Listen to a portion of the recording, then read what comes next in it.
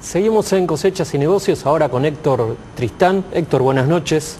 Hola, buenas noches. Bueno, Héctor es experto en temas impositivos del agro, así que estamos viviendo un momento difícil, ¿no?, de discusión entre los productores agropecuarios y el gobierno bonaerense, pero también está pasando en otras provincias, en Entre Ríos, a raíz de, bueno, un aumento impositivo propuesto por el gobierno y que está por ser votado y que, bueno, por la legislatura. Héctor, contame, ¿esto cómo puede impactar en la producción? ¿Cuál es? ¿Hay un riesgo? Los productores están denunciando que para ellos es un aumento desmedido. Bueno, yo creo que razones no le faltan. Lo que vos decías, yo oí al comienzo de tu comentario en el editorial, y efectivamente esto es algo así.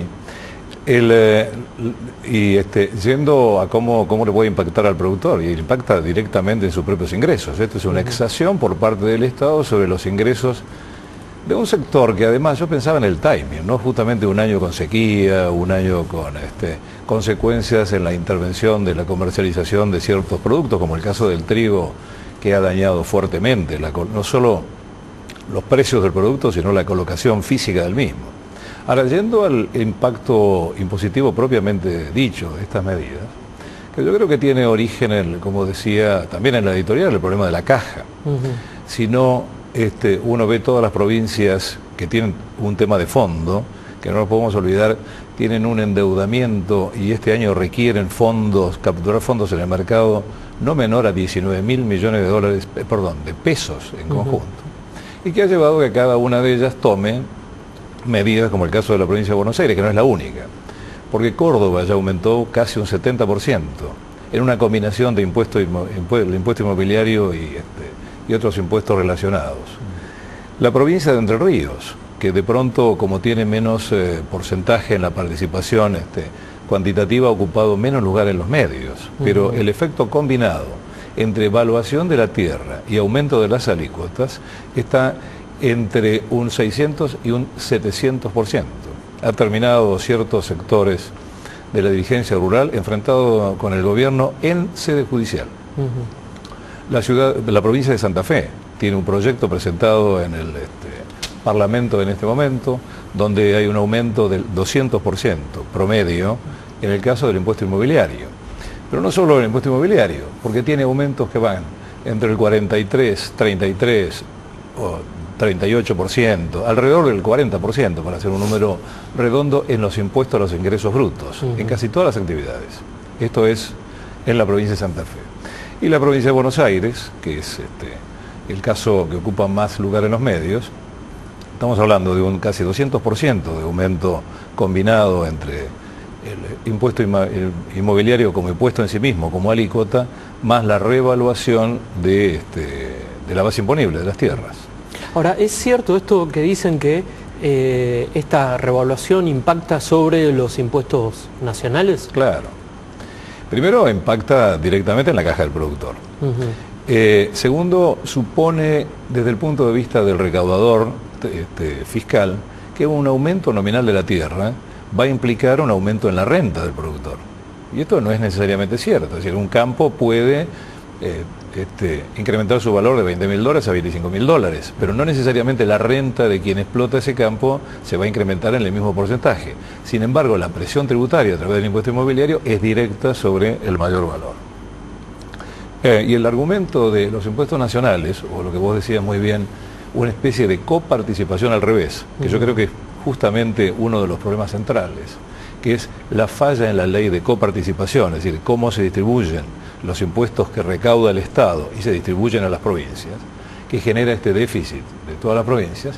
En este caso, no solo no se corrige esta falta de envíos de ingresos de la nación a la provincia, sino que al incrementarse las partidas, el valor de los campos en la provincia, se incrementan los impuestos nacionales, como el caso de bienes personales y la ganancia mínima presunta. Por lo tanto, hay una mayor presión en los impuestos nacionales derivado de una mayor evaluación que hace la provincia de sus propios predios. Héctor, el país perdió los superávits gemelos que tenía y tiene aparentemente déficits gemelos ahora, y generalmente se va a buscar, obviamente la presión impositiva suele ser el camino para generar caja, ¿no? Y esto históricamente ya sucedió. Quería ver si vos podés ponerlo en dimensión, digamos, este tarifazo, impuestazo, esta nueva presión que se ejerce, que en el campo lo vemos ahora, pero ¿cómo lo podemos ver en el pasado? ¿Qué dimensión tiene?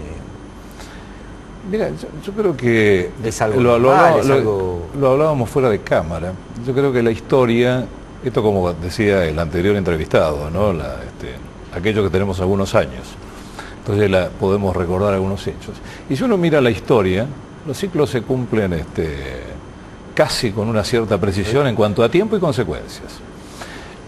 Comienza una época, se parte de alguna crisis previa, hay toda una etapa de crecimiento, de euforia, de gastos cíclicos. Uno debería pensar que esto es algo que le pasa a las provincias, ¿no? Es decir, ahorrar cuando las épocas de vacas gordas, justamente para soportar las etapas posteriores. Y sin embargo, lo que hace Argentina es, o pareciera a través del tiempo, es un gasto importante en las épocas de mayor esplendor de los ciclos, y luego, cuando comienzan estas etapas donde empiezan a ver los problemas de caja, empiezan a ver el nivel de endeudamiento, que a su vez, esto en algunos momentos son ayudados, pero generalmente coinciden o han coincidido a través del tiempo, con grandes crisis internacionales. Podríamos enumerar muchas, el tiempo no da en este momento, pero tampoco es gratis que en este momento esté la crisis europea en su esplendor y no se sabe todavía cuál es el final ni las consecuencias finales. La economía de Estados Unidos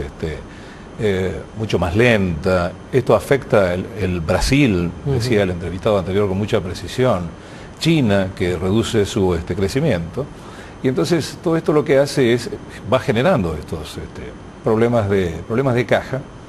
Y yo creo que uno debería pensar en una reforma fiscal mucho más integral, cuando los problemas son importantes, pero en general pareciera que el gobernante lo que atina es a lo que está más cercano. Y lo que está más cercano es, bien, le subo la presión tributaria al campo, total, están ganando dinero. Pero esto yo comienzo a generar una presión fiscal. Cuando yo genero una presión fiscal, afecto los ingresos de los individuos, en este caso el sector agropecuario que estamos analizando. Esto implica menor inversión, esto implica menor consumo, esto afecta a los pueblos del interior, la industria agrícola. Esto tiene todo un efecto multiplicador en sentido inverso. O sea que puede caer la producción. No, va a caer. Esto es, digamos, no es una cuestión matemática, pero es una cuestión absolutamente esperable. Y ya está ocurriendo, ¿no? Esto es un efecto, por eso es llamativo, cuando vos hablabas de la coparticipación inversa, que la provincia de Buenos Aires fuerce una revaluación y una presión fiscal que va a tener efectos a favor del gobierno federal, pero cuyas consecuencias las va a pagar el gobierno provincial, porque una menor actividad va a implicar una menor recaudación finalmente. Y digamos, es todo un efecto inverso. En lugar de tener un círculo positivo, lo que se genera es lo contrario. Bueno, Héctor, muchísimas gracias. Gracias, Héctor, por estar con nosotros. Lamento las noticias, muchas gracias a ustedes. No es tu culpa tampoco. No, por no maten al mensajero. Muchísimas gracias, nos vemos el miércoles que viene. El próximo miércoles.